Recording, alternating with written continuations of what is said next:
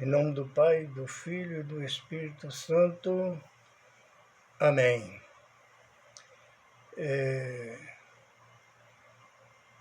Eu estava pensando aqui, porque eu sempre falo para as pessoas que minha maior vontade é um dia ser um católico. Eu nasci numa família católica, eu fui batizado na igreja católica, fui crismado, recebi o sacramento do matrimônio, tudo na igreja católica. E sempre caminhei na Santa Igreja Católica, mas até agora eu não consigo ainda dizer que eu sou um católico,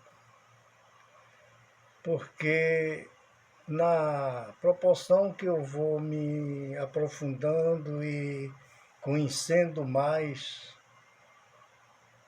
quanto mais eu me aprofundo, quanto mais eu entro nas águas profundas, quanto mais eu navego, mais parece que eu estou andando para trás, mas eu reconheço que não sou um católico. Eu preciso mudar muito para chegar ao ponto de dizer eu sou um católico. Porque, na realidade, as pessoas se classificam e se chamam católico dizendo eu sou um católico não praticante. Isso não existe. Ou você é ou não é. Porque Jesus, ele diz que seu sim seja sim e seu não seja não. Ou quente ou frio. Né? Porque o frio, ele diz que vomita. Então a gente tem que tomar essa decisão em nossas vidas, se a gente quer realmente ser de fato um verdadeiro católico. E eu digo, no dia que eu conseguir ser um católico de verdade, aí eu posso dizer, eu sou um cristão. Porque, meus irmãos, ser cristão não é tão fácil não, viu? Ser cristão para botar uma cruzinha no peito, botar um chapéu com o nome de Jesus, uma camisa com o nome de Jesus, é fácil. Mas seguir os seus ensinamentos é difícil. É difícil, ou então falta vontade em nós. Vontade, às vezes, a gente tem, mas não tem consistência, não tem determinação para isso.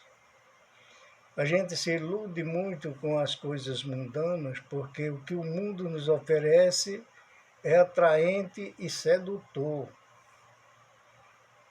Nós somos seduzidos pelo dinheiro, pelo poder, pela beleza física, né?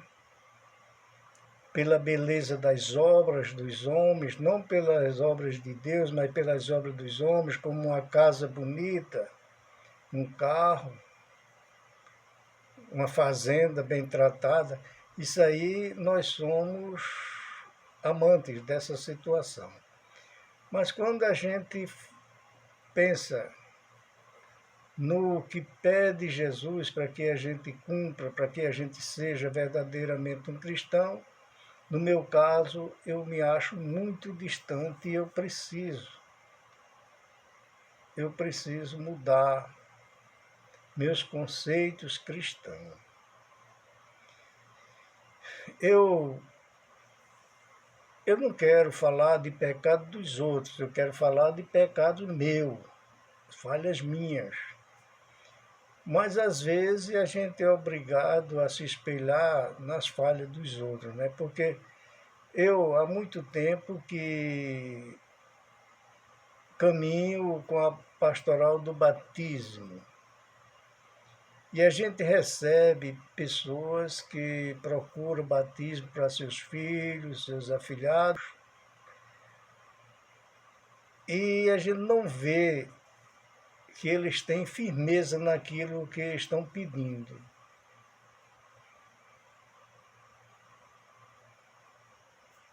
Então a gente já começa a falha por aí. Se a gente não tem conhecimento do valor desta graça que recebemos quando somos novos, que somos apresentados numa pia batismal, se nós não temos profundeza no conhecimento disto aí, então esse tesouro que recebemos na pia, ele está guardado dentro de um baú com um cadeado, né, que não serve para nada.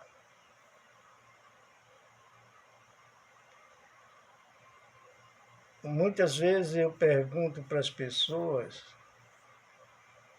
você se lembra da data que foi batizado? Não me lembro não, porque quando eu fui batizado eu era novinho. Tudo bem, então você justificou porque não se lembra, né? Mas me diga uma coisa, qual é a data de seu nascimento? Aí de tanto, de tanto, de tanto, de ano. Você se lembra da data que nasceu? Muito bem. Mas você sabia que você nasceu primeiro do que ser batizado? Então, do nascimento, que você nasceu primeiro, então você se lembra. E quando foi batizado, que nasceu para Cristo, para ser cristão, você não se lembra. Meu irmão, eu vou dizer, a culpa não é sua, a culpa não. A culpa é de quem cuidou de você, de quem lhe adotou, de quem fez o juramento lá no sacramento do matrimônio, de cuidar dos filhos de Deus. Então hoje a gente vê que as pessoas criam crianças como criam coisa, zelam mais por um cachorrinho do que pelos filhos, né? Hoje quem está educando as crianças é o celular ou então a televisão.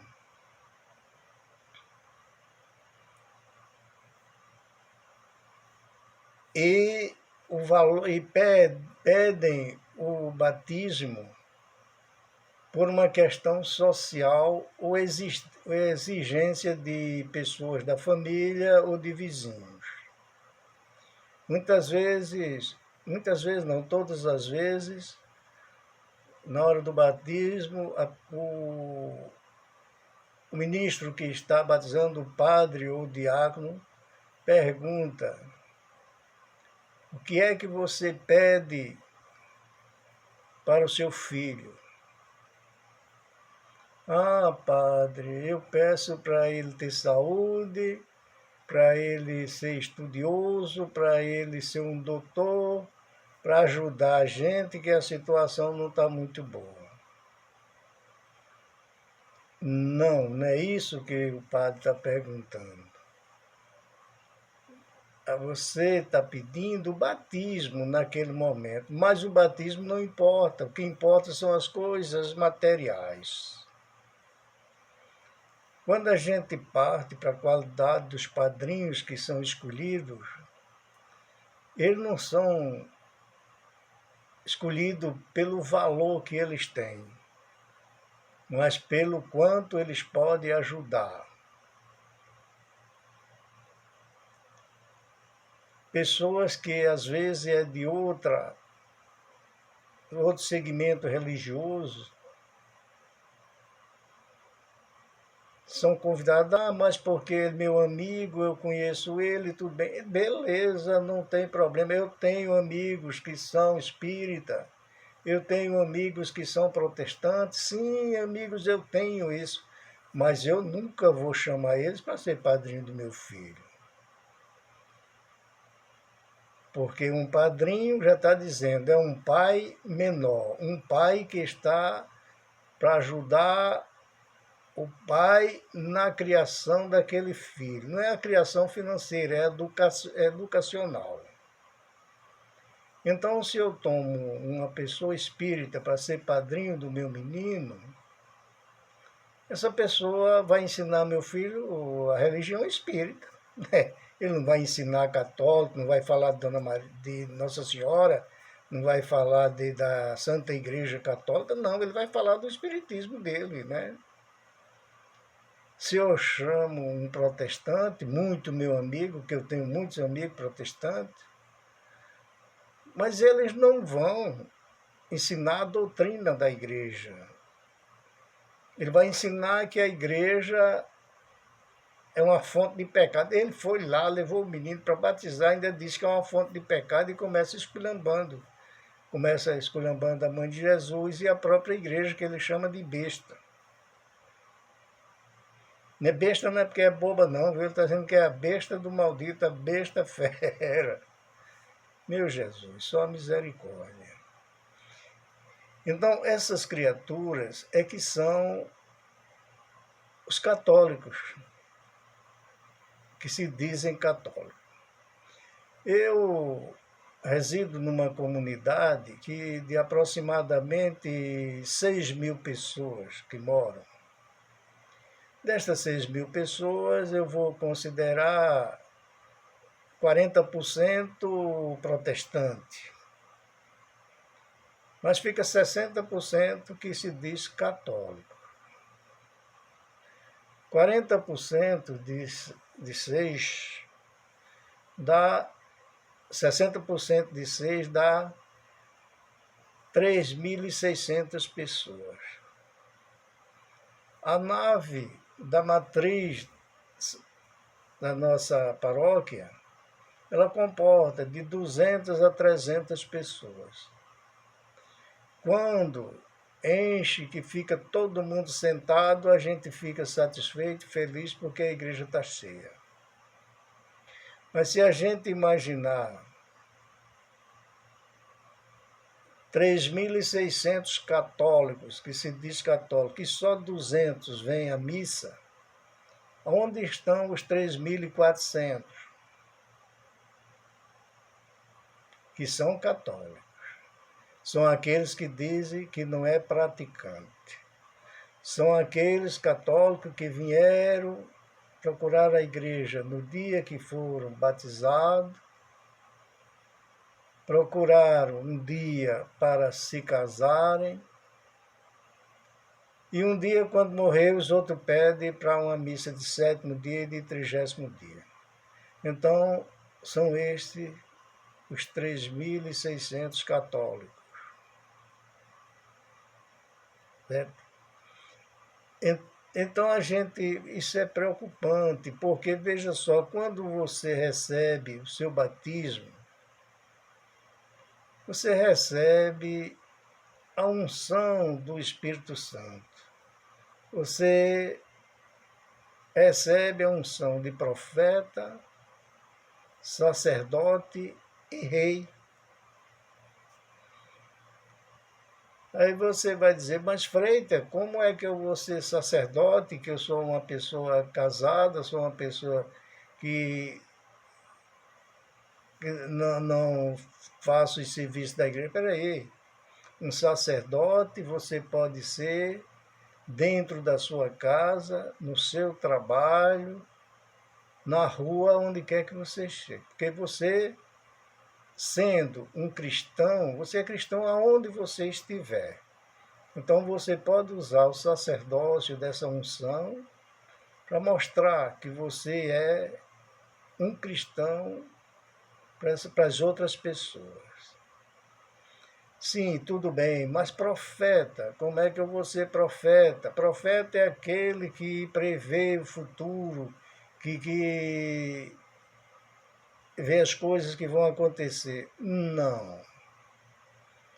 Você é ungido no batismo para ser profeta, para quê? Para profetizar a palavra de Deus, para você profetizar o santo evangelho. Muita gente precisa da nossa ajuda, precisam de conhecer o evangelho que ainda não conhece. E aí nós estamos. Pela unção que recebemos nos nossos batismos, nós temos essa autoridade de ensinar. Ensinar que Cristo viveu, que Cristo morreu, que Cristo ressuscitou. Se você ainda tem dificuldade de ler as Escrituras, de ler os Evangelhos, vá lá, leia nos Atos dos Apóstolos. Quando você terminar de ler os Atos dos Apóstolos, você está apropriado, já está pronto para ser um bom profeta. E rei, como é que eu vou ser um rei? Olhe, você nasceu uma criatura de Deus. No dia que você viu a luz do sol pela primeira vez, você ainda não viu a luz de Cristo. Você é uma criatura de Deus. Para que você faça parte do reino de Deus, faz-se necessário que você desperte para essa unção, que você foi ungido pelo Espírito Santo e lhe transformou filho de Deus. O Rei do Universo é nosso Senhor Jesus Cristo. Ele criou todas as coisas e tudo lhe pertence, tudo foi feito por Ele e para Ele. E Ele nos chama de irmão. Se eu sou irmão de Jesus, se eu recebo esse tratamento dele como irmão, eu sou um herdeiro do reino. Se eu sou um herdeiro do reino, eu sou ungido rei pela paternidade superior. Então, essa falta de conhecimento, essa falta de prática das pessoas, às vezes torna-se uma situação preocupante. E eu creio que seja a razão das pessoas dizerem, encher o peito, eu sou católico, só não sou praticante. E prova isso, porque quando é no sábado que tem catequese, a gente vê os carros parando na frente da igreja, os pais deixam os filhos e vai embora, só pergunta que hora eu venho pegar. Não sabe nem quem vai receber o filho dele, nem com isso ele se preocupa, só porque está na frente da igreja, já confia em todo mundo. Para você ver o grau de preocupação que os pais têm com seus filhos. Isto é preocupante. Há outros que todo mês doa o seu dízimo. Ele não diz que doa, ele diz que paga o dízimo. Mas às vezes não vem nem trazer na igreja, pede que vá alguém pegar na casa dele. E com isso, às vezes ele pensa que está comprando a salvação, que está pagando. Não, eu dou o dízimo, então já tenho direito ao reino dos céus. Gente, não é assim. É por isso que eu volto a dizer, meu Deus, me ajude. Nossa Senhora, me envolva com seu manto sagrado. Me faça um verdadeiro católico. Eu quero ser cristão. Que essa mensagem sirva para você, meu irmão, lhe dê força. Se você se interessar, procure Jesus. Que é grande o tesouro que lhe aguarda no céu. Em nome do Pai, do Filho e do Espírito Santo. Amém.